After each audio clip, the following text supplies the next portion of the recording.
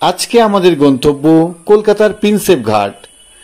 বাড়ি থেকে বাইকে করে শিমুরালী স্টেশন, সেখানে একটু পায়চারি, তারপরে ট্রেন এলো, ট্রেনে উঠলাম, জায়গাও পেলাম কষ্টসিষ্ট করে। এরপর দমদম প্ল্যাটফর্মে পৌঁছে মাঝেরহাট লোকালের জন্য অপেক্ষা। ইতিমধ্যে এক ঝাঁক পায়রার সঙ্গে দেখা, কিছু খাবার কিনে তাদেরকে খাওয়াতে লাগলাম এবং বেশ আনন্দেই কাটলো মুহূর্তগুলো। হঠাৎ কখন ট্রেন এলো এবং কিভাবে একে একে সময় চলে গেল। আমরা পৌঁছে গেলাম প্রিন্সেপ ঘাটে। সেখানে বিদ্যাসাগর সেতু, হুগলি নদী, ছোট বড় জলযান, প্রকৃতির অপরূপ শোভা, আমার হৃদয়টা প্রফুল্ল হয়ে উঠল এবং কিছু ছবি আমরা তুললাম, সঙ্গে ছিল আনিস। এরপর আমাদের বাড়ি আসার পালা। রানাঘাট লোকাল ধরে আমরা বাড়ির অভিমুখে রওনা হলাম।